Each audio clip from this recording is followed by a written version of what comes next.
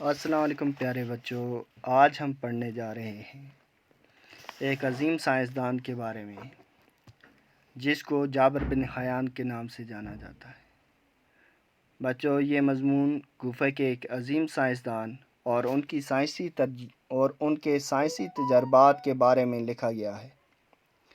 آج سے کوئی سینکڑوں سال پہلے 818 عیسوی کے آس پاس کوفے میں ایک عطار رہا کرتا تھا۔ اس عطار کا نام حیان تھا۔ عطاری سے مشکل سے اس کی گزر بسر ہوتی تھی۔ اس کے ہاں ایک بیٹا ہوا جس کا نام جابر رکھا گیا۔ حیان کو فکر لاحق ہوئی کہ اب کیا ہوگا، روزی روٹی کا مسئلہ کیسے حل ہوگا۔ پیسہ کمانے کی لالچ میں وہ چھوٹے بڑے جرائم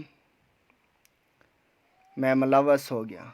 جابر ابھی نہایت ہی کم سن تھا کہ باپ کا سایہ سر سے اٹھ گیا۔ اب جابر کی تعلیم و تربیت کا سارا بوجھ اس کی غریب ماں پہ آن پڑا۔ ماں نے کم سن جابر کو کوفہ کے باہر گاؤں میں اپنے رشتہ داروں کے ہاں بھیج دیا۔ اس طرح جابر کو بچپن کے یہ دن دیہات کی آزاد فضا میں گزارنے کا موقع ملا۔ گاؤں میں اسے معمولی تعلیم میسر ہوئی، البتہ تلاش و جستجو کا مادہ اس میں کوٹ کوٹ کر بھر گیا۔ کچھ سال گاؤں میں گزارنے کے بعد جابر واپس کوفہ آیا۔ ان دنوں کوفہ میں عمدہ علمی ماحول تھا۔ جابر میں مزید تعلیم حاصل کرنے کا شوق پیدا ہوا، چنانچہ اس مقصد سے اس نے مدرسے میں داخلہ لیا اور مروجہ تعلیم حاصل کی۔ اب جابر جوان تھا، اس سے ماں کی غربت دیکھی نہ گئی، چنانچہ اس پر سونا بنانے کی دھن سوار ہو گئی اور اس نے مختلف قسم کی دواؤں کی خاصیتیں معلوم کرنا شروع کیں۔ ساتھ ہی قسم قسم کی دھاتیں لے کر انہیں طرح طرح کی جڑی بوٹیوں کے ساتھ ایک خاص قسم کی بھٹی میں پگھلانا شروع کیا۔ اس کے گھر میں قسم قسم کی جڑی بوٹیاں، طرح طرح کی دھاتیں، الگ الگ شکلوں کے برتن تھے۔ وہ ہر وقت کیمیا گری کے نت نئے تجربے کرتا رہا۔ کیمیا گری کے ان تجربوں کے دوران اس نے بہت سی چیزیں ایجاد کی جن سے لوگوں کو کافی فائدہ ہوا۔ اس طرح جابر کی شہرت دور دور تک پھیل گئی۔ ہارون رشید، جو اس وقت بغداد کا خلیفہ تھا، نے جابر کو بغداد آنے کی دعوت دی۔ جابر بغداد گیا تو اس کی بڑی قدر ہوئی۔ خلیفہ نے اسے انعام و اکرام سے نوازا۔ جابر سے پہلے دنیا علم کیمسٹری میں تجربات کی اہمیت سے ناواقف تھی۔ اس نے کیمیائی تجربات کیے، ان تجربات کے اصول اور قاعدے مرتب کیے۔ یہ اصول و قواعد اب بھی استعمال ہوتے ہیں۔ یہ جابر ہی تھا جس نے سب سے پہلے ہمیں بتایا کہ ٹھوس چیزوں کو بخارات میں کیسے تبدیل کیا جا سکتا ہے۔ اس نے ٹھوس چیزوں سے ہلکی لطیف چیزیں حاصل کر کے انہیں دواؤں میں ملایا، اور اسی طرح اس نے دواؤں کو محفوظ رکھنے کا طریقہ بھی ایجاد کیا۔ یہ وہی طریقہ ہے جسے آج کل ہم سبلیمیشن کے نام سے جانتے ہیں۔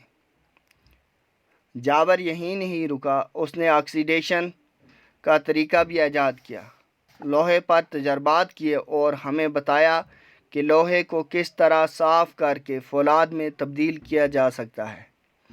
جابر نے ہمیں دکھایا کہ لوہے کو کیسے زنگ سے بچایا جا سکتا ہے۔ اس نے چمڑا رنگنے کا طریقہ دریافت کیا، کرنے کے ساتھ ساتھ بالوں کو کالا کرنے کا نسخہ بھی تیار کیا۔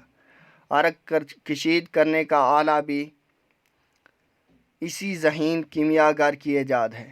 یہ وہی آلہ ہے جسے ہم ریٹارٹ کے نام سے جانتے ہیں۔ جابر ہی نے معدنی تیزاب ایجاد کیا۔ تیزاب ایک نہایت ہی کارآمد کیمیا ہے۔ قلمی شورے کا تیزاب، نائٹرک ایسڈ، ایجاد کرنے کا سہرا بھی اسی کے سر ہے۔ نائٹرک ایسڈ بناتے وقت اس کے کافی برتن ضائع ہوئے۔ وہ جس برتن میں بھی یہ تیزاب رکھتا تھا تو اس میں سوراخ ہو جاتا۔ جابر نے اس بات کی پرواہ نہ کی بلکہ قسم قسم کے برتنوں میں اس تیزاب کو جمع کرنے کی کوشش کی۔ اس کوشش میں اس کے تمام برتنوں میں سوراخ ہوئے۔ اس کے پاس چاندی کی کٹوری تھی۔ اس نے تیزاب کو اس کٹوری میں جمع کرنا چاہا تو اس میں بھی سوراخ ہو گیا۔ اب اس کے پاس سونے کا ایک برتن بچا تھا۔ اس نے اسے بھی آزمایا۔ سونے کے اس برتن پر تیزاب کا کوئی اثر نہ ہوا۔ اس کے پاس شیشے کا بھی ایک برتن تھا۔ اس پر بھی اس نے تجربہ کیا۔ یہ بھی اس تیزاب کے اثر سے محفوظ رہا۔ چنانچہ اپنے تجربات کا ذکر کرتے ہوئے جابر لکھتا ہے، کلمہ شورے کا تیزاب اتنا تیز تھا کہ کوئی برتن بچ نہ سکا۔ صرف 2 چیزیں ایسی ملیں جن پر اس تیزاب کا اثر نہ ہوا، ایک سونے کا برتن، دوسرا شیشے کا برتن۔ اس عظیم سائنسدان نے کئی قسم کے تیزاب ایجاد کیے۔ اس نے سونا پگھلانے والا تیزاب بھی ایجاد کیا۔ مختلف قسم کے تیزاب تیار کرتے کرتے اس کی آنکھیں خراب ہو گئیں۔ طرح طرح کے تیزاب بناتے بناتے اس کی انگلیاں تک جل گئیں، لیکن اس نے تحقیق کا کام نہیں چھوڑا۔ جابر بن حیان دنیا کا پہلا سائنسدان ہے جس نے علم کیمیا یعنی کیمسٹری میں تجربات کو اہمیت دی۔ اس نے تمام زندگی تجربات میں صرف کی۔ علم کیمیا کو جابر نے بہت کچھ دیا۔ کوفہ کے اس عظیم سائنسدان کو علم کیمیا کیمسٹری کا بابا آدم فادر آف کیمسٹری تسلیم کیا جاتا ہے۔